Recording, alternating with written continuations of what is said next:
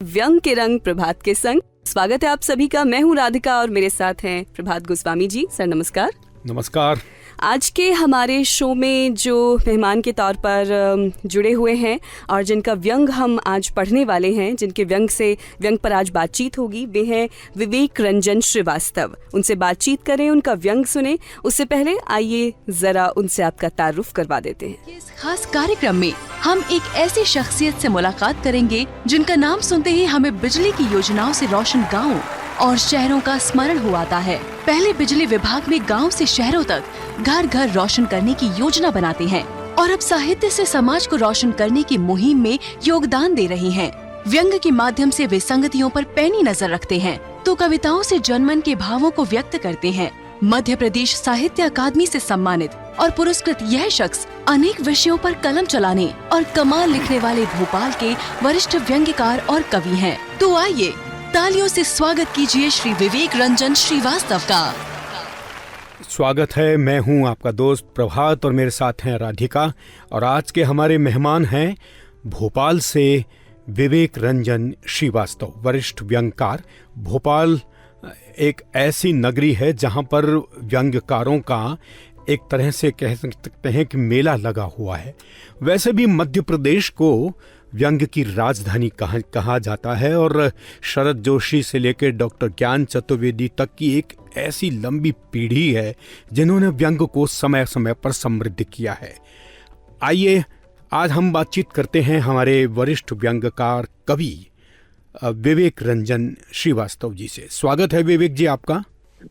Box FM के सभी श्रोताओं को नमस्कार और प्रभात जी आपको बहुत बहुत नमस्कार कि आप एक इनोवेटिव कार्यक्रम लेकर के आए हैं जी, और जो इंटरनेट के रेडियो के जरिए पूरी दुनिया में फैल रहा है। शुक्रिया। हम आपसे बातचीत का सिलसिला आरंभ करते हैं। हर आदमी के भीतर कई आदमी होते हैं। नेदा साहब ने कहा भी था कि हर आदमी में होते हैं 10-20 आदमी। 10-20 आदमी भी होते हैं, विभिन्न तरह के विचार भी होते हैं। हर व्यक्ति के भीतर होता है एक लेखक, एक कवि, एक गायक। आप अपने आसपास के माहौल को देखकर वो सभी कलाएं धीरे धीरे बाहर आती हैं। विवेक रंजन श्रीवास्तव जी, आपको सबसे पहले ये कब महसूस हुआ कि आपके भीतर भी एक लेखक है जो बाहर आने के लिए कुल बुला रहा है? प्रभात जी, मैं बताऊं कि मैं एक साहित्यिक परिवार से हूँ। मेरे पिताजी, मेरे दादाजी सबकी किताबें प्रकाशित हैं और तो जिस साहित्य मुझे एक दिन से कहा जाए तो मुझे विरासत में मिला हुआ है। और पेशे से मैं जरूर इंजीनियर हूँ, लेकिन मन से मैं हमेशा साहित्यकार रहा। और 1992 में मेरी पहली कविता की किताब आई थी आक्रोश जी। और मेरा ख्याल है कि 1981 में उन दिनों एक बड़ा लोकप्रिय राष्ट्रीय समाचार पत्र होता था नवभारत, उसके साप्ताहिक परिशिष्ट में मेरा पहला व्यंग छपा और बस वहां से जो व्यंग की यात्रा शुरू हुई वो अनवरत जारी है। जी जी जी। आप कविताएं भी करते हैं, तो पहले कवि थे या पहले व्यंग्यकार? ये तय करना तो जरा मुश्किल है कि पहले कवि था या व्यंग्यकार, क्योंकि मेरी शुरू की जो कविताएं हैं उनमें भी कहीं न कहीं व्यंग का एक पुट आपको मिलता है जी। और मेरी व्यंग्यात्मक शैली विधा रही है, क्योंकि मैंने बहुत बचपन से परसाई जी को सुनो भाई साधो स्तंभ मैं पढ़ा करता था जी। नई दुनिया में आता था, नव दुनिया, और मैं बस कहीं ना कहीं वहां से बीजारोपण हो गया, तो व्यंग मेरी शैली में आ गया जी। व्यंग्य पुरोधा हरिशंकर परसाई का नाम लेते ही याद आती हैं वो बातें जो अक्सर हम सुनते भी रहते हैं उनके।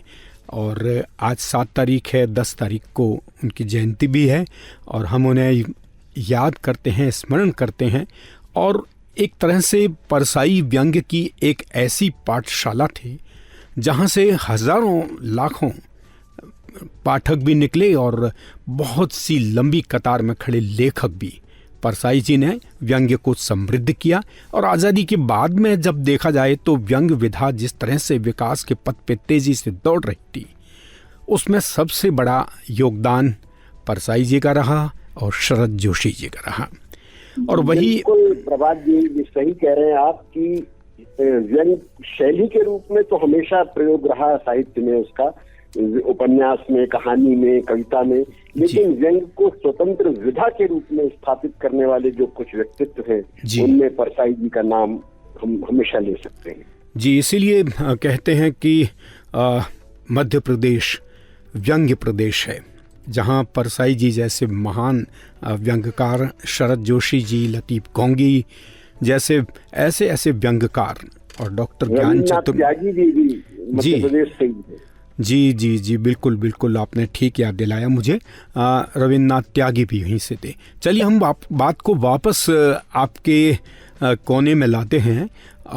आपकी रचना प्रक्रिया के बारे में बताइए, और यह भी बताइए कि आपके व्यंग के विषय आप कैसे चुनते थे और कैसे आपने अपने व्यंग लिखने और छपने आपके जो यात्रा आपकी है चली आगे। प्रभात जी, ये बड़ी अच्छी आपने सवाल किया है, क्योंकि किसी भी रचनाकार की जो रचना प्रक्रिया है जी, इन दिनों तो ये हाल है कि आप मेरे हाथ का लिखा कोई कागज ही नहीं मिलेगा अगर पांडुलिपि ढूंढने जाएंगे, क्योंकि मैं 2005 से हिंदी ब्लॉगिंग कर रहा हूँ। तो मैं बॉक्स एफएम के अपने श्रोताओं को आपके मार्फत से बताना चाहूंगा कि तो मैं सीधे कंप्यूटर पे ही टाइप कर लेता हूँ और वहीं से मेल या जो भी रचना जहाँ जानी होती है वहाँ चली जाती है।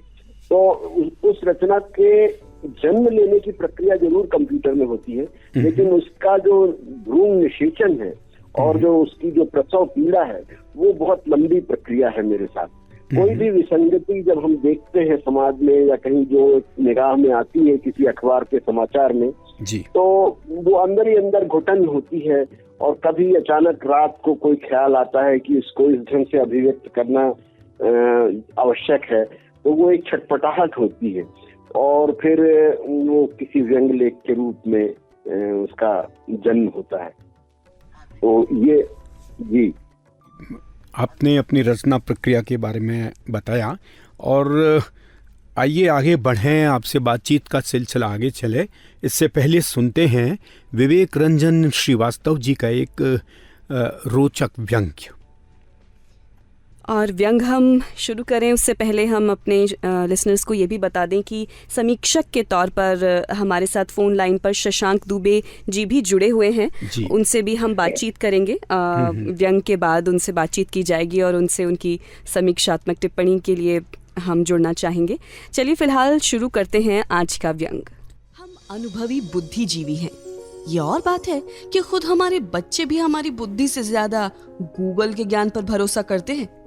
हमारी अपनी एक पुरानी अनुत्तरित समस्या है जो हमें अपने स्वयं को पूर्ण ज्ञानी समझने से बरसों से रोके हुए है। हमारा यक्ष प्रश्न है। कक्षा 8 के हिंदी के पाठ में पढ़े मुहावरे चूचू का मुरब्बा में आखिर चूचू क्या है? चूचू की खोज में हमने जीव विज्ञान की किताबें पढ़ी, जू के भ्रमण पर गए तो उत्सुकता से चूचू की खोज में दृष्टि दौड़ाई। फिर हमने सोचा कि जिस तरह आंवले का मुरब्बा होता है, हो सकता है चूचू भी किसी बिरले फल का नाम हो। तो वनस्पति शास्त्र के विशेषज्ञों से बात की, बाग बगीचे में घूमे। चूंकि चूचू का मुरब्बा हिंदी मुहावरे में मिला था और उससे कुछ कुछ व्यंग की बू आ रही थी, तो हमने जोशी रचनावली, त्यागी समग्र और परसाई साहित्य में भी चूचू को ढूंढने की कोशिश की, किंतु हाथ लगे वही ढाक के 3 पात। फिर हमें किसी ने कहा कि आज के समय में हर समस्या का हल सोशल मीडिया है, तो हमने फेसबुक पर पोस्ट डालकर चूचू का राज पूछा। 5000 आभासी दोस्त हैं हमारे, थोड़े बहुत फॉलोअर भी हैं, पर किसी ने हाहा वाली इमोजी बना दी, किसी ने लिखा वाह क्या सवाल है, पर चूचू का राज ही बना हुआ है। मुझे तो लगने लगा कि चूचू की प्रजाति ही डायनासोर से विलुप्त हो चुकी है, या शायद जिस तरह इन दिनों उसूलों की घरेलू गौरैया सियासत के जंगल में गुम हो रही है, शायद उसी तरह चूचू भी एलियंस सी समय की भेंट चढ़ चुकी है। हो सकता है कहीं कभी इतिहास में सत्ता का स्वाद चखने के लिए राजाओं, बादशाहों, शौकीन सियासतदानों ने पौरुष शक्ति बढ़ाने के लिए कहीं चूचू के मुरब्बे का इतना इस्तेमाल तो नहीं कर डाला कि हमारे लिए चूचू बची ही नहीं। एक आशंका ये भी है कि कहीं लोकतंत्र में जीत की अनिश्चितता से निजात पाने राजनीतिक पार्टियों ने चुनावों से पहले ही फ्री बीज के रूप में इतना मुरब्बा मुफ्त में नहीं बांट दिया कि चूचू सदा के लिए लापता हो गई। संसद, विधानसभा के भव्य भवनों के रोशनदानों, संग्रहालयों, धूल खाते बंद से पुस्तकालयों, हर कहीं मेरी चूचू की खोज जारी है। ये दुनिया गजब की है, कब कहाँ चूचू मिल जाए क्या पता। दिल है कि मानता नहीं, सोचता हूँ गुमशुदा वाले कॉलम में इश्तिहार छपवा दूं। ओ चूचू, तुम जहाँ कहीं भी हो चली आओ, तुम्हें कोई कुछ नहीं कहेगा। अथवा व्हाट्सएप पर यह संदेश ही डाल दिया जाए कि जिस किसी को चूचू मिले जरूर बताएं। शायद परिक्रमा करते हुए कभी ये मैसेज किसी चूचू तक पहुंच ही जाए।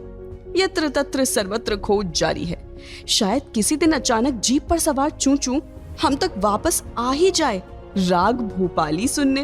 यद्यपि मेरा दार्शनिक मन कहता है कि चूचू जरूर उस अदृश्य आत्मा का नाम होगा जिसकी आवाज पर नेता जनता के हित में दल बदल कर सत्ता में बने रहते हैं। संभावना है कि चूचू यांत्रिक खटर पटर की तरह वो करा है जिससे धुर्र विरोधी मेढक एक पलड़े पर एकत्रित होकर सत्ता नशीन होने चूचू के मुरब्बे सा कुछ बनाकर जनता के सम्मुख खड़े हैं। जनता पिद्दी के शोरबे में चूचू ढूंढ रही, बेबस भटक रही है। आप सुन रहे हैं व्यंग के रंग प्रभात के संग। ये आपने व्यंग्य सुना, बहुत अच्छा व्यंग्य। और अब हमारे एक साथी व्यंग्यकार शशांक दुबे जो उज्जैन महाकाल की धरती से फोनलाइन के जरिए हमसे जुड़े हुए हैं, विवेक रंजन श्रीवास्तव जी के इस चूचू के मुरब्बे की समीक्षात्मक टिप्पणी लेके। स्वागत है शशांक जी। नमस्कार दोस्तों, व्यंग के रंग कार्यक्रम में शामिल सभी श्रोता साथियों को उज्जैन से शशांक दुबे का नमस्कार। आज आपका यह साथी मशहूर व्यंग्यकार विवेक रंजन श्रीवास्तव की रचना चूचू की खोज पर आपसे बात करना चाहता है। साथियों, विवेक रंजन श्रीवास्तव इस दौर के महत्वपूर्ण व्यंग्यकारों में से एक हैं। उन्हें पढ़ते हुए एक कहावत याद आ जाती है, जहां न पहुंचे रवि वहां पहुंचे कवि, और जहां न पहुंचे कवि वहां पहुंचे अनुभवी। तो विवेक जी के पास हमारे समय की घटनाओं को बारीकी से देखने का विशाल अनुभव है। इसी अनुभव के चलते वे व्यंग में हमेशा लीक से हटकर विषय लाते हैं और फिर उन्हें अपने चुटीले अंदाज में पेश कर देते हैं। कहते हैं रचना का शीर्षक रचना का प्रवेश द्वार होता है, उसी से होकर रचना गुजरती है और उस द्वार का वास्तु ही बता देता है कि रचना पाठक के दिल के किस हिस्से तक पहुंचेगी। पिछले कुछ सालों में उनके जो व्यंग हिट हुए हैं, जरा उनके शीर्षक पर गौर फरमाएं। किचन में बर्तनों की किचकिच, बंदूक के भूखों के नाम कलम का पैगाम, किसान से साक्षात्कार का सपना, पत्नी और मैं बनाम किम और ट्रंप, और उंगली उठाने की कश्मकश। आज आपके सामने उनका जो व्यंग प्रस्तुत हुआ है उसका शीर्षक भी बड़ा दिलचस्प है, चूचू की खोज। इस रचना में वे बड़े मजे मजे में बताते हैं कि जब वे 8वीं क्लास में पढ़ते थे तब उन्होंने हिंदी के पाठ में एक मुहावरा पढ़ा था, चूचू का मुरब्बा। तभी से उनके मन में यह प्रश्न लगातार उठता रहा है कि आखिर यह चूचू है क्या। इस सवाल का जवाब जानने के लिए वे कहाँ कहाँ नहीं भटके। उन्होंने चूचू की खोज में जीव विज्ञान की किताबें पढ़ी, वहां कुछ नहीं मिला। उन्होंने चिड़ियाघर का चक्कर काटा, वहां भी चूचू नहीं मिली। फिर सोचा कि जिस तरह आंवले का मुरब्बा होता है, हो सकता है चूचू का भी नाम का कोई फल हो। लिहाजा घास फूस के डॉक्टरों यानी जूलॉजी के प्रोफेसरों से भी बात की, बाग बगीचे जंगल घूमे, कहीं चूचू नहीं मिला। फिर लगा कि यह तो साहित्यिक मामला है, इसलिए कई किताबें खंगाली, मगर कहीं भी ये शब्द नहीं मिला। यहाँ तक कि सोशल मीडिया में भी झांका, लेकिन वहां भी निराशा हाथ लगी। अपनी इस खोज में विवेक जी बहुत बारीक बारीक चुटकियां लेते हैं। वे खुद को बुद्धिजीवी बताते हुए यह भी बताना नहीं भूलते कि उनके बच्चों को अपने बाप की बुद्धि से कहीं ज्यादा गूगल महाराज की बुद्धि पर भरोसा है। अपनी साहित्यिक परंपरा से शिद्दत से जुड़े विवेक अनायास व्यंग की त्रयी शरद जोशी, रविंद्रनाथ त्यागी और हरिशंकर परसाई को भी याद करते हैं। अपने देश काल के प्रति सतर्क विवेक हमारे मौजूदा राजनीतिक परिदृश्य को टटोलते हुए यह भी जानने की कोशिश करते हैं कि कहीं चूचू किसी अदृश्य आत्मा का नाम तो नहीं, जिसकी आवाज पर नेता दल बदल कर लेता है और जनता के हित की बात करते हुए सत्ता में बना रहता है। सारी राजनीति जनता के सामने चूचू का मुरब्बा बनकर खड़ी हो जाती है और बेचारी जनता पिद्दी के शोरबे में चूचू ढूंढती रह जाती है। इस प्रकार विवेक की रचना जिस सवाल को लेकर प्रस्तुत होती है उसके बहुविध उत्तर तलाशते हुए अंततः यह फैसला पाठकों के सुपुर्द कर देती है कि वे आखिर चूचू किसे माने, व्यवस्था को, परिवेश को या फिर खुद को। विवेक जी के साथ हम भी उनकी इस खोज में शामिल होते हैं और एक शानदार धारदार रचना के लिए उन्हें बधाई देते हैं। धन्यवाद। वाह, बहुत अच्छी समीक्षात्मक टिप्पणी शशांक दुबे जी ने, जो उज्जैन महाकाल की धरती से हमसे रूबरू हो रहे थे। विवेक जी, आगे बढ़ते हैं। एक बात मेरे मन में और आपके मन में भी निरंतर आती होगी कि हम जिस तरह से आपने सोशल मीडिया का जिक्र किया कि बहुत से लोग अपनी रचनाएं डालते हैं, अपनी रचनाएं शाया करते हैं, प्रसारित करते हैं, लेकिन पाठक या तो एक इमोजी, कभी कोई ठेंगा दिखाता है तो कभी कोई हंसते हुए इमोजी डाल के अपनी इतिश्री कर लेता है। बहुत कम ऐसे पाठक होते हैं जो उस पूरी रचना को पढ़कर एक रचनात्मक टिप्पणी करते हैं। तो पाठकों का अभाव है या सोशल मीडिया के कारण जो हम हबड़ तबड़ में रहते हैं उससे हमारी एकाग्रता कम हुई है, या पढ़ने की रुचि जो किसी दौर में कहीं अधिक थी अब कम हुई है? आप क्या मानते हैं? प्रभात जी, आपके सवाल का जवाब दूं उससे पहले मैं दो बातें करना चाहता हूं अपने श्रोताओं से। पहली तो ये, राधिका जी को बधाई कि उन्होंने जिस अंदाज में जहाँ कॉमा फुल स्टॉप होना चाहिए था बहुत अच्छा वाचन किया, तो मैं उनकी प्रशंसा किए बिना नहीं रह सकता। जी बहुत धन्यवाद सर। और दूसरी बात जो मैं कहना चाहूंगा कि शशांक जी ये बहुत व्यंग के बहुत महत्वपूर्ण हमारे साथी हैं और अद्बीज जो एक स्तंभ होता है जो पाठक है वो जानते हैं, उसमें जब जिसके जो लेख छपे हैं, मुझे लगता है कि मेरे भी जिन बहुत सारे लेखों में से उन्होंने जिन लेखों का उल्लेख किया वो अद्बीज के ही लेख थे। और शशांक जी ने जो बिटवीन द लाइन्स थी मेरी रचनाओं के, कि वो सारी बातें उसमें चूचू से जो ध्वनित करना चाहता था मैं, वो उन तक बात संप्रेषित हुई और उन्होंने बहुत अच्छे तरीके से उसकी विवेचना की, और मैं इसके लिए बहुत बहुत आभारी हूँ शशांक जी का। और प्रभात जी, अब आपके सवाल पर आते हैं जी कि फेसबुक पे जो प्रतिक्रियाओं का दौर है, तो कहीं न कहीं आप भी फेसबुक पे हैं, मैं भी हूँ और हमारे बहुत सारे साथी हैं। फेसबुक का जो प्रतिक्रिया स्टाइल है वो जैसे बोलते हैं ना, व्यवहार, परस्पर व्यवहार, तो मेरा पोस्ट लाइक करो, मैं तुम्हारी पोस्ट लाइक करूंगा। आज के समय में अगर कुछ है तो समय की कमी है, तो इस वजह से लोग स्क्रॉल करते हुए उसको लाइक करके आगे बढ़ जाते हैं, ये स्थितियां लगती हैं और इस वजह से गंभीर टिप्पणियां फेसबुक पर नहीं आ पाती, ऐसा मेरा मानना है। जी बिल्कुल आपने सही कहा। लेकिन बहुत से लोग चर्चा जो हम करते रहते हैं, लोग कहते हैं अगर कोई बेहतरीन लिखता है तो निश्चित रूप से पाठक उसकी ओर आकृष्ट होते हैं। आज जिस तरह से व्यंग साहित्य में लिखने की होड़ तो मची हुई है, लेकिन आपको क्या लगता है कि व्यंग्य में कहाँ कोई कमी नजर आ रही है कि जिसकी वजह से वो पाठक वर्ग जो हमारी तरफ खींच के आना चाहिए था, जो व्यंग को गंभीरता से जिसको पढ़ना चाहिए था, वो नहीं पढ़ पा रहा है? तो ये इसके पीछे क्या कारण है? क्या समय की कमी है या हमारे आसपास अनेक ऐसे माध्यम हैं? लोग कहते हैं कि पहले मनोरंजन के नाम पर आपके सामने सिर्फ रेडियो हुआ करता था, पढ़ने के लिए आपके पास पुस्तकें होती थी, लेकिन अब विभिन्न प्रकार के माध्यम, सोशल मीडिया ने इतनी खिड़कियां खोल दी हैं जी कि लोग असमंजस में रहते हैं कि क्या पढ़ा जाए, क्या छोड़ा जाए। जी प्रभात जी, हम लोग गणित के विद्यार्थी रहे हैं, तो कोई एक पैरामीटर इसके लिए जवाबदार अगर आप ढूंढना चाहेंगे तो वो नहीं मिलेगा। ये बहुत सारी चीजें ऐसे आपस में कोरिलेटेड है।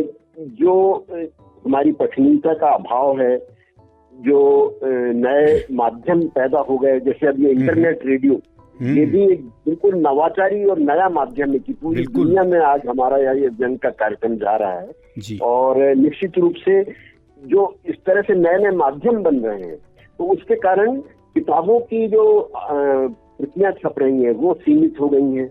जो साहित्य के प्रति पढ़ने वाला जो अनुराग था वो कम हो गया है। एक कारण ये भी है कि जो हमें साहित्य की पाठशाला में पहला पाठ था हमारा कि जब हम 10 पाठ पढ़े तब कहीं कुछ एक लिखने की स्थिति बनाए, लेकिन आज आदमी को ऐसा कुछ लेखकों के मन में भी ऐसा मुझे अनुभव होता है कि आदमी बहुत जल्दी प्रसिद्धि पा लेना चाहता है। इधर मन में विचार आया नहीं, उसको असंपादित ढंग से लिखा और पूरी दुनिया में वो चला गया। जबकि संपादक की बहुत बड़ी भूमिका होती है। यदि हम ही अपनी पुरानी रचनाएं फिर से पढ़ते हैं तो उसमें हमें लगता है कि यार इसमें तो बहुत कमियां हैं और उसमें बहुत सुधार की गुंजाइश है, लेकिन आज के लेखकों में इसका अभाव दिखता है। तो ये भी एक कारण है कि रचनाएं बहुत अच्छी नहीं आती, लेकिन बहुत अच्छी रचनाएं जब आती हैं तो आदमी उसमें निश्चित ही जब उसमें शुरू करता है, जैसे आपकी रचनाएं हैं, मैं या तो पढ़ना शुरू नहीं कर पाता और अगर पढ़ता हूँ तो फिर मैं रुक नहीं पाता, उसे अंत तक पूरा पढ़ता हूँ जी। तो ये व्यक्तिगत रुचि और उसका भी एक हो सकता है कि क्योंकि मुझे व्यंग में रुचि है इसलिए आप व्यंग की जब कोई रचना में पढ़ना शुरू करता हूँ तो पूरी पढ़ता हूँ। तो ये एक इसमें बहुत सारे पैरामीटर्स हैं जिनसे ये इस प्रश्न का जवाब उनमें सब में मिलता है। जी, एक सवाल मैं आपसे और करूंगा, उसके बाद हम कुछ हमारे और साथी हैं जो कुछ कहना चाहते हैं। हालांकि अभी मैं ये चैट बॉक्स पे अगर मैं नज़र डालता हूं तो अरविंद कुमार गुप्ता ये लिखते हैं, विवेक सर हमेशा मुस्कान लिए हुए सभी को खुश रखते हैं, नई रचना कब मिलेगी? तो आपकी फरमाइश जल्दी ही पूरी की जाएगी। विवेक जी हमेशा मुस्कुराते रहते हैं।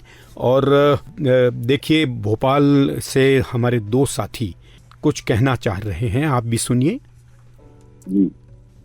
नमस्कार दोस्तों, मैं भोपाल से व्यंग्यकार कुमार सुरेश बोल रहा हूँ। बॉक्स एफएम पर व्यंग के रंग कार्यक्रम की शुरुआत हो रही है और मैं इसके लिए आप सबको हार्दिक बधाई देता हूँ।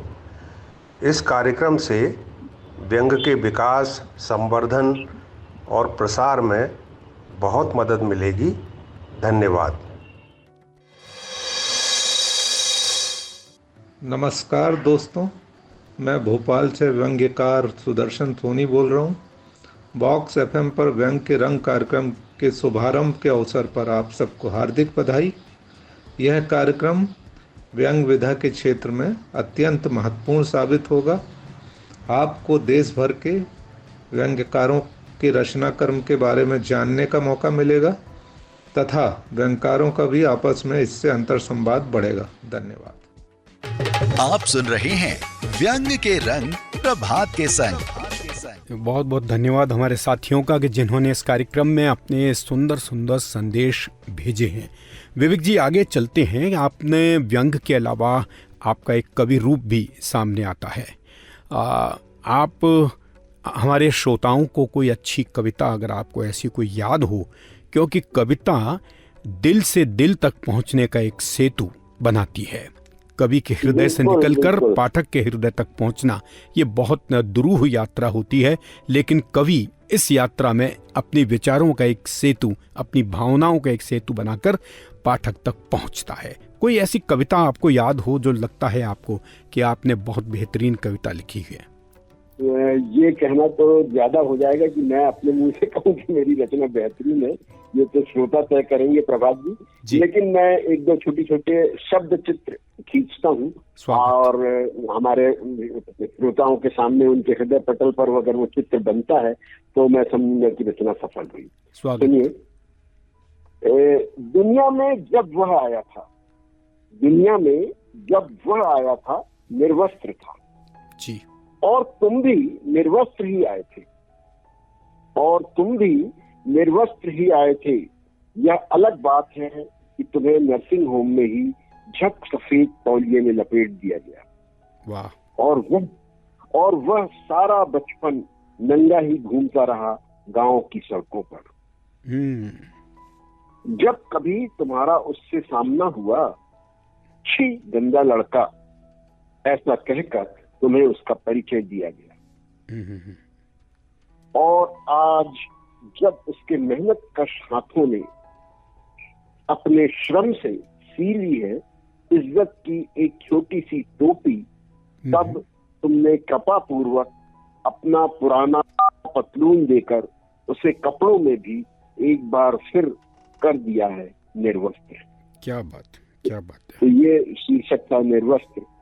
एक और छोटी सी रचना पढ़ना चाहूंगा। स्वागत है। शीर्षक है समेट लो सूरज की सारी धूप।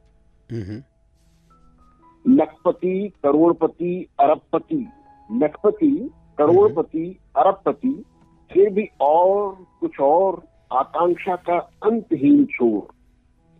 कल के लिए संजोना है ना तुम्हें, कल के लिए ही संजोना है ना तुम्हें, हो सके तो समेट लो सूरज की सारी धूप, हो सके तो समेट लो सूरज की सारी धूप, कैद कर लो पूर्णिमा की चांदनी और रोक लो बहती हुई हवा। जाने कल मिले न मिले, जाने कल मिले न मिले।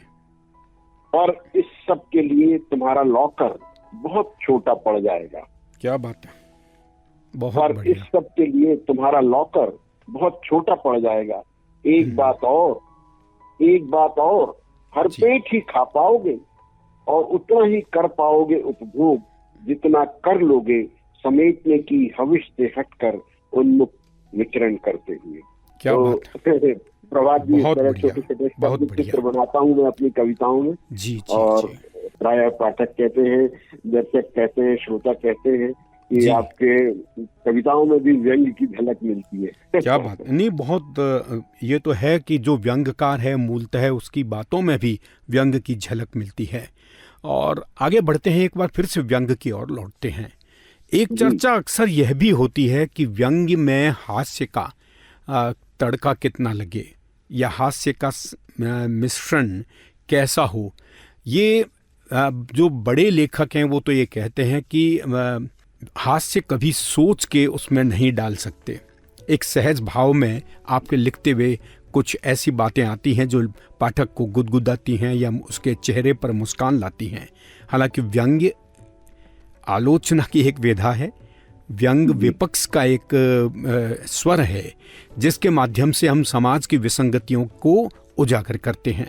तो आप क्या मानते हैं कि व्यंग में हास्य का मिश्रण सही है या व्यंग को हम अपनी तरह से व्यंग तक ही सीमित रखें और अगर हास्य लिखने की इच्छा हो तो उसके लिए अलग से रचनाएं लिखें, लेकिन इन दोनों का घालमेल ना करें? आप क्या कहते हैं? प्रभात जी, ये एक बड़ा बढ़िया मौजूद सवाल है आपका। और मैं बताऊं कि जो पाश्चात्य साहित्य जब हम देखते हैं तो वहाँ सटायर एक अलग है और ह्यूमर उससे बिल्कुल डिफरेंट है जी, और विट अलग है। तो उन सब चीजों का हिंदी व्यंग में प्रायः क्या हुआ है कि हिंदी व्यंग में हास्य व्यंग एक ही स्तंभ माना जाने लगा, जबकि हिंदी में भी जैसे काका हाथरसी थे तो काका हाथरसी की रचनाओं में हास्य होता था और व्यंग का संपुट उसमें होता था। लेकिन हास्य और व्यंग मिश्रण ये उस तरह का है कि जैसे थोड़ा सा नींबू का रस मिला दिया जाता है कहीं उसमें और पोहे में और स्वाद डिफरेंट हो जाता है। तो हास्य का मिश्रण तो होना ही चाहिए, लेकिन मूलतः जब व्यंग की रचना है तो वो एक संदेश लेकर के पाठक तक पहुंचनी चाहिए। जो जिस विसंगति पर कटाक्ष हम करना चाहते हैं, जिस विसंगति को हम श्रोताओं के सामने, पाठकों के सामने लाना चाहते हैं, उस विसंगति पर केंद्रित रचना होनी चाहिए। उसमें हम सायास या प्रयास करके जबरदस्ती हास्य नहीं मिश्रित कर सकते।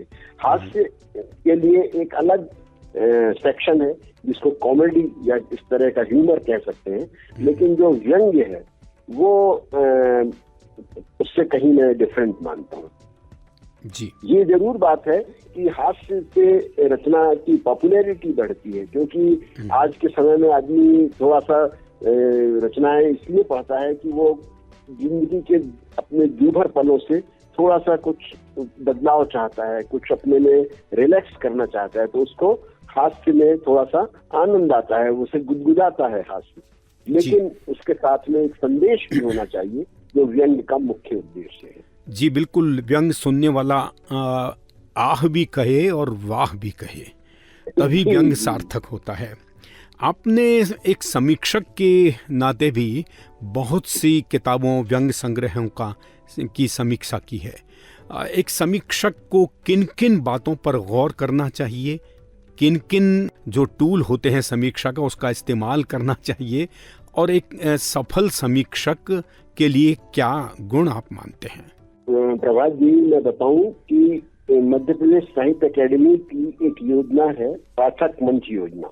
अब तो शायद बंद हो गई है, लेकिन मैं सन 92 में मंडला में पदस्थ था। तो सन 92 से और जबलपुर में मैं अभी जब 2020-21 तक पाठक मंच का वहाँ के स्थानीय संयोजक बना रहा। तो उसमें उस योजना में ये करते हैं कि वो साहित्य अकेडमी कुछ किताबें चयनित करके पाठक मंचों को भेजती, हर जिले में होते हैं पाठक मंच, और फिर पाठक मंच संयोजक जो होता है वो गोष्ठियां आयोजित करके उस किताब पर चर्चा करवाता है। तो ये समीक्षा का एक मेरे साथ कैसे समीक्षक के रूप में मैं बन गया और जुड़ता गया। अभी तक मैं ई-अभिव्यक्ति पोर्टल है हमारा, जिसमें करीब 250 से ज्यादा किताबों की समीक्षा मैं कर चुका हूँ। तो उसमें कहानी भी है, कविताएं की भी किताब है, उपन्यास भी हैं, व्यंग की किताबें भी हैं। आपकी भी किसी किताब की मुझे याद आता है मैंने समीक्षा की है। और जी, तो जो समीक्षा के मूल मापदंड है, अगर उन पे रचना को कस दो, तो मेरा जो अनुभव रहा है कि मैंने कई अच्छे लेखकों को, अच्छे मित्रों को अपना दुश्मन बना लिया, क्योंकि रचना की आलोचना आज के समय में कोई पसंद नहीं करता। जो खास करके जो हमारा लेखक वर्ग है उसको लगता है कि बस समीक्षा में प्रशंसा होना चाहिए। तो ये भी एक व्यंग का विषय है। तो फिर उसके बाद मैंने एक रास्ता निकाला।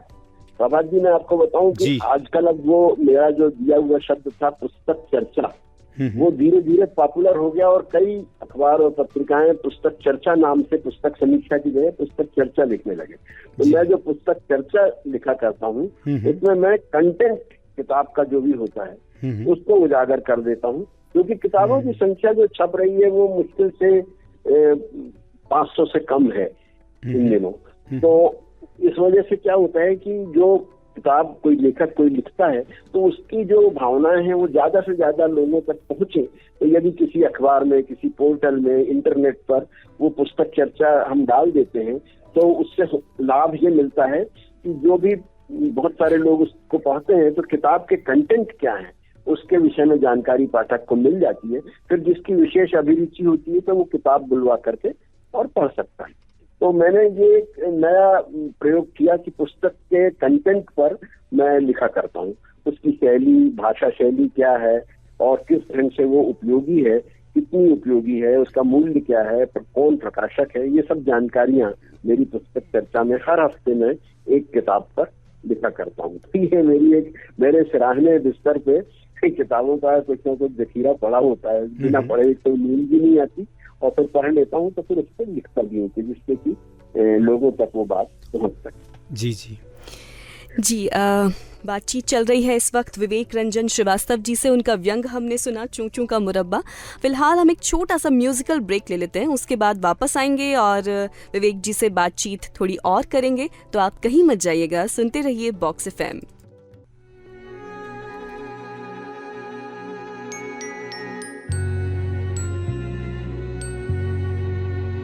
चल चले वहाँ जहाँ बादलों की हम गोद में एक नन्हा सा वो घर बनाए, सितारों से वो घर सजाए, जो सपनों के कुछ रंगों से वो हरदम यूं फिर जगमगाए। चल चले वहाँ उन नदियों की नीली चादर में, हम कुछ ना कहकर सब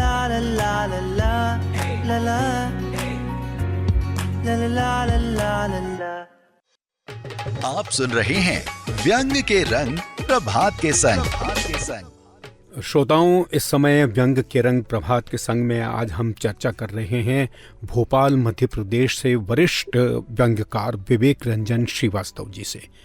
विवेक जी, एक सवाल मैं आपसे और करना चाहूँगा कि अमूमन बहुत से लोग व्यंग में एक कोई केंद्रीय पात्र रखते हैं जिसके माध्यम से वो आसपास की विसंगतियों को देखते हैं, उन पर प्रहार करते हैं। आपके व्यंग रचनाओं में भी क्या कोई ऐसा केंद्रीय पात्र नजर आता है जो आपकी आंखों से हमारे आसपास की विसंगतियों को देखता हो? बिल्कुल प्रभात जी, ये एक अभिव्यक्ति की शैली है जिसमें हम किसी एक काल्पनिक पात्र को बना करके और उसके माध्यम से अपनी बात संप्रेषित करते हैं। मेरी एक किताब का शीर्षक ही है, शीर्षक क्या, मेरे किताब का नाम ही है राम भरोसे। तो राम भरोसे मेरा प्रिय पात्र रहा है, क्योंकि राम भरोसे जो है वो आम आदमी है जो भारत में हम देखते हैं कि सब कुछ राम भरोसे चल रहा है। कहा भी जाता है कि ये भारत कौन चला रहा है, तो 33 करोड़ देवी देवता चला रहे हैं।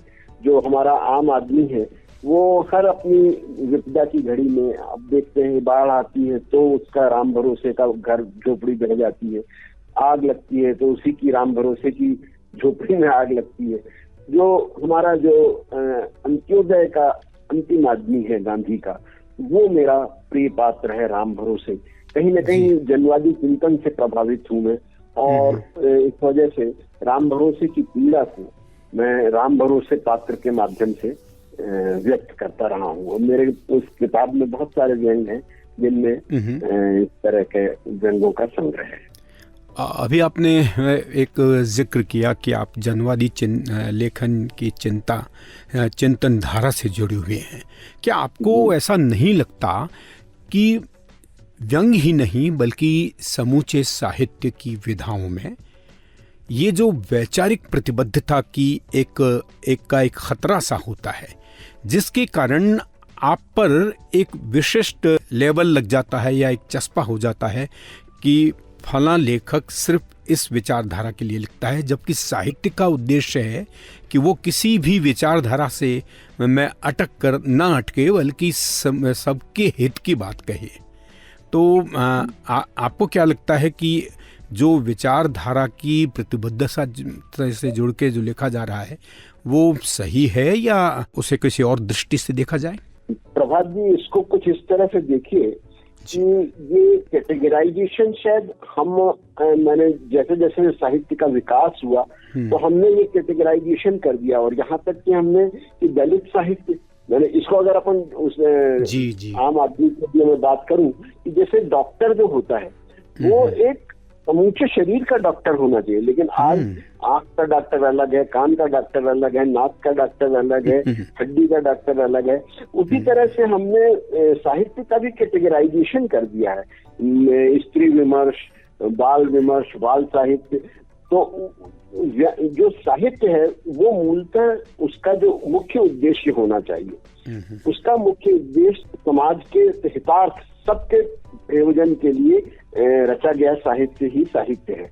उसमें हृदय को आनंदित करने के लिए प्रेम काव्य भी हो सकता है, उसमें गुदगुदाने के लिए, हृदय को स्पंदित करने के लिए, मनोरंजन के लिए हास्य भी हो सकता है, और जो हमारी कमियां हैं उन पर कटाक्ष करने के लिए व्यंग भी होता है।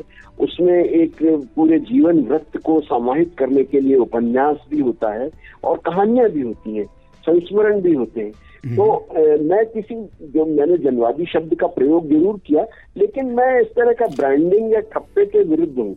मतलब जो चर्चा में बात आती है कि भाई जिस तरह का साहित्य, जो जनवादी साहित्य क्या होता है, जनवादी साहित्य जो आम लोगों के उपयोग का है वही जनवादी साहित्य है। तो मेरी रचनाओं में भी मैं उद्देश्य मेरा यही रहता है कि साहित्य का उद्देश्य एक समग्र हित होना चाहिए। जी, बिल्कुल ठीक कहा।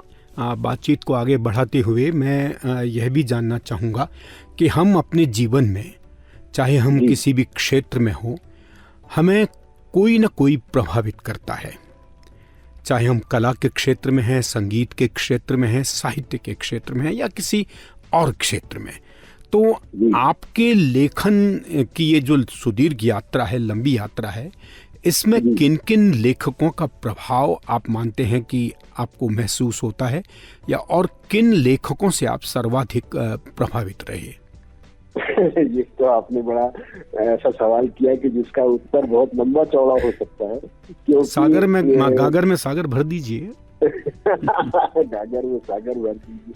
मैं अगर अपने घर से शुरू करूं तो मैं पिताजी से बड़ा प्रभावित हूँ, क्योंकि वो अभी भी 98 रनिंग, और वो अभी भी लिख रहे हैं और पढ़ रहे हैं। मतलब तो वो अपना कुछ न कुछ पढ़ते रहते हैं, मुझसे बहुत ज्यादा पढ़ते हैं, तो उनसे मैं प्रभावित हूँ। फिर उसके बाद में व्यंग में मैंने परसाई को बहुत शुरू से पढ़ा, जैसा मैंने बताया। तो मैं परसाई से बहुत प्रभावित हुआ, और उनकी कहीं ना कहीं शैली और वो सब मुझे अपने आप अप्रत्यक्ष रूप से आई। परसाई जी से प्रभावित रहा। फिर उसके बाद में मैंने जब रुचि जागृत हुई तो मैंने शरद जोशी जी को पढ़ा, राज दरबारी पढ़ा, और कहानियों में मैंने उपन्यास पढ़े, शिवानी को पढ़ा। तो शिवानी का लालित्य, उनकी अभिव्यक्ति का लालित्य मुझे प्रभावित करता रहा। कविताओं में मैंने खूब पढ़ा। तो इस ढंग से मुझे मैथी शरण गुप्त को पढ़ा मैंने। तो इस तरह से मैं कहीं ना कहीं अप्रत्यक्ष रूप से परत दर परत बहुत सारी लोगों से प्रभावित रहा, और ये मेरी कहीं ना कहीं अभिव्यक्ति की शैली में और मेरी रचनाओं में उनकी थोड़ी थोड़ी झलक भी मिलती।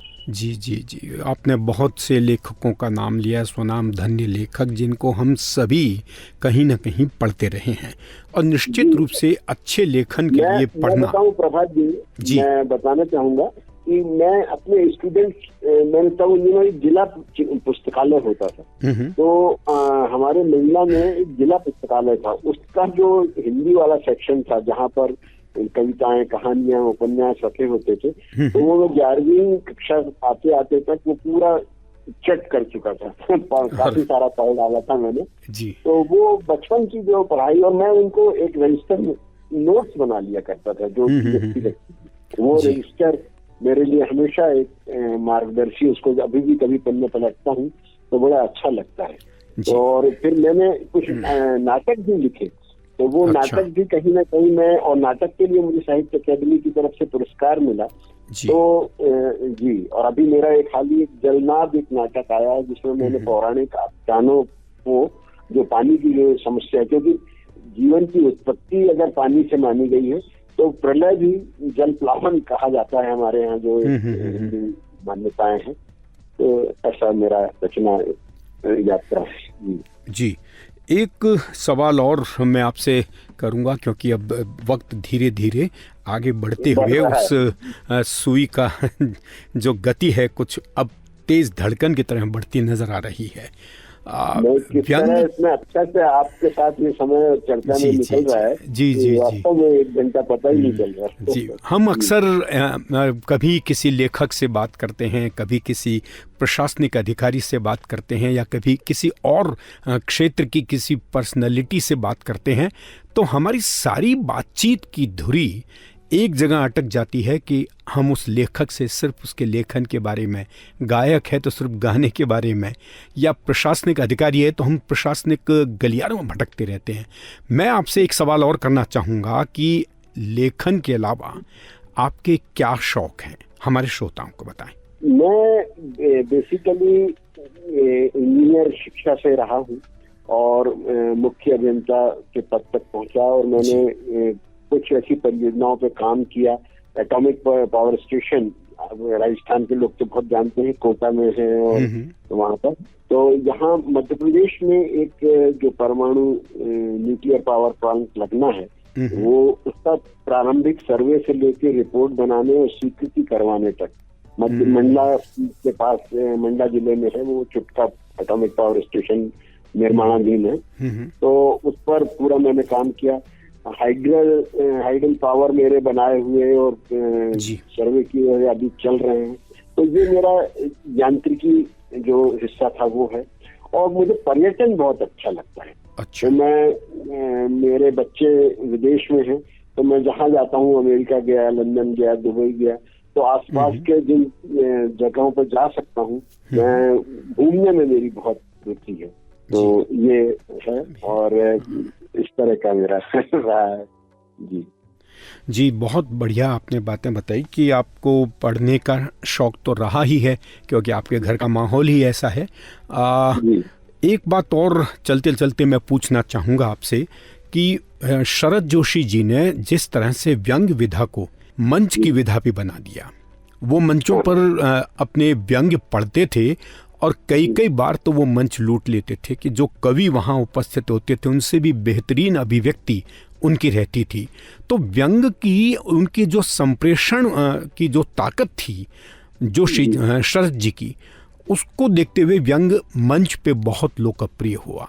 लेकिन अब फिर से वो अभाव खटकता है। अव्वल तो आजकल मंच बहुत कम रह गए हैं, लेकिन फिर भी क्या कारण मानते हैं आप कि मंच पर अब व्यंग को वो स्थान नहीं मिल पा रहा है जो किसी दौर में शरद जोशी जी ने दिलवाया था? ये बहुत मौजूद और प्रासंगिक बात है, और हम व्यंगकारों के लिए ये बहुत अच्छी बात भी है। मुझे याद है अभी एक कार्यक्रम हुआ था भोपाल में, जिसमें ज्ञान चतुर्वेदी जी ने बड़ी अच्छी बात कही थी। पद्मश्री डॉक्टर ज्ञान चतुर्वेदी जी ने हम लोगों को गाइड करते हुए कहा था कि व्यंग, लिखे जाने वाला व्यंग और पढ़े जाने वाला व्यंग, दोनों में डिफरेंस होना चाहिए। क्योंकि जब तक आपको व्यंग याद नहीं है तब तक आप, क्योंकि जब हम उसको किसी सभागार में जब श्रोताओं से सीधे सुनाते हैं या बात करते हैं, तो हमारी संप्रेषणीयता, अगर हम कागज की तरफ देखेंगे तो वो संप्रेषणीयता नहीं बनती, प्रभावित नहीं हो पाते दर्शक। हमें दर्शकों की आंखों में आंखें डाल करके उनसे संवाद करने आने की कला आना चाहिए। तो यदि हम उस व्यंग को जी रहे हैं अपने अंदर, तो अपने आप वो संवाद और वो भाषा हमारे मुंह से निकलती है। और कोई जरूरी नहीं है कि लिखा हुआ व्यंग जो वाक्य दर वाक्य है वही पढ़ा जाए। जो पंच लाइन्स हैं वो कुछ रट ली जा सकती हैं, और बाकी से संप्रेषण। तो शरद जोशी जी में ये कला थी, जैसा आपने बताया, और निश्चित ही उन्होंने व्यंग को एक मंच का हिस्सा बना दिया था। तो जैसे हम देखते हैं कि प्रेम कविताओं में जो गायिकाएं होती हैं या महिलाएं होती हैं जो सस्वर पाठ करते हैं, जो तरन्नुम में पढ़ते हैं लोग, तो वो कहीं ना कहीं उन्हें पूरी रचना याद होती है। आप उसको कविता को देख करके जो पढ़ेंगे वो संप्रेषणीयता नहीं बनती। तो ये मुझे लगता है कि मैं आपके सवाल का कुछ जवाब दे पाया। जी बिल्कुल। अंत में एक छोटा सा सवाल और उसका आप फिर मैं कहूँगा कि अगर मैं सागर भरते हुए जवाब दें। हमारे बहुत से नए साथी व्यंग लिख रहे हैं, अक्सर उनको ये शिकायत भी रहती है कि जो वरिष्ठ लेखक हैं उनके पास इतना वक्त नहीं है, या वो नई पीढ़ी को तराशने में थोड़े से कतराते हैं। तो आप हमारे नए साथियों को जो व्यंग विधा में जुड़े हुए हैं क्या संदेश देना चाहेंगे? जहाँ तक मैं अपनी खुद की बात करूं प्रभात जी, तो मैं जबलपुर में था, तो जबलपुर में भी और यहाँ भोपाल में भी अभी हम लोगों ने एक व्यंग भोजपाल इस नाम से एक संस्था भी बनाई और नए व्यंगकारों को मैं बड़ा प्रमोट करता हूँ। अभी एक शारदा दयाल श्रीवास्तव जी ने उनकी एक पूरी पांडुलिपि वो मेरे पास लेकर के आए कंप्यूटर से करा के, तो जो भी मुझसे बन पाया मैंने उसका परिष्कार किया, उसकी भूमिका लिखी और वो किताब अब प्रिंट में है। तो हमें निश्चित ही जो हमारे जो वरिष्ठ साथी हैं उनसे भी मुझे तो बड़ा आशीर्वाद मिला। मुझे मेरी किताबों में जो सूर्यबाला जी, डॉक्टर ज्ञान चतुर्वेदी, प्रेम जन्मेजय साहब, जो आज के सभी वरिष्ठ व्यंगकार हैं, आलोक जी और अनूप शुक्ल जी, सबका मुझे आशीर्वाद मिला। मेरी एक किताब है उसमें तो मैंने अपने सभी व्यंगकार मित्रों से लिया, आपका भी उसमें मुझे याद है कि आपने भी कुछ उस विषय में लिखा था और वो उसके आमुख पर छपा हुआ। तो हमें निश्चित रूप से जो नए व्यंगकार हैं उनको प्रमोट किया जाना चाहिए और उसमें नए व्यंगकारों का भी दायित्व है कि वो वरिष्ठों का सम्मान करें और उनसे इतनी कनेक्टिविटी बनाएं कि वो उनको मार्गदर्शन दें। जी, बहुत बहुत धन्यवाद विवेक रंजन श्रीवास्तव साहब आपका कि आपने आज हमको समय दिया और व्यंग के रंग प्रभात के संग कार्यक्रम में आपने शिरकत करके बहुत सी बातें की और नई पीढ़ी के लिए एक संदेश भी दिया। एक बार पुनः आपका बहुत बहुत धन्यवाद। बॉक्स एफएम के सभी श्रोताओं को बहुत बहुत धन्यवाद और बॉक्स आयोजन को इस इनोवेटिव आयोजन के लिए बहुत बहुत धन्यवाद। प्रभात जी, निश्चित ही जब भी व्यंग का इतिहास लिखा जाएगा तो व्यंग के रंग प्रभात के संग ये कार्यक्रम बुलाया नहीं जा सकेगा। आपने बहुत अच्छा लगा आपसे बातें करके और बहुत अच्छा लगा। सभी प्रशांत जी को, राधिका जी को, श्रोताओं को बहुत बहुत धन्यवाद। नमस्कार। धन्यवाद। तो अभी हमने बातचीत की विवेक रंजन श्रीवास्तव जी से, उनका व्यंग भी हमने सुना और व्यंग को लेकर उनके क्या विचार हैं, व्यंग को लेकर आज का क्या माहौल है, इस बारे में बहुत सारी अच्छी अच्छी बातें हुई। तो अगर आप भी व्यंग में रुचि रखते हैं और लिखना चाहते हैं तो ये कार्यक्रम बिल्कुल आपके लिए है। आप हर बुधवार को इसे सुन सकते हैं, इसका रिपीट टेलीकास्ट भी होगा, वो भी आप सुन सकते हैं। फ़िलहाल जो आप कर सकते हैं वो है हमारी फेसबुक आईडी को फॉलो कर लीजिए, बॉक्स एफएम नाम से है। इंस्टाग्राम आईडी है वो है boxfm_radio नाम से। तो follow us on our social media, be a part of our radio family. It's your radio, your station. अभी फिलहाल हम कहते हैं आपसे अलविदा। आप हैप्पी रहिए, हेल्दी रहिए, मजे करते रहिए और बॉक्स एफएम सुनते रहिए।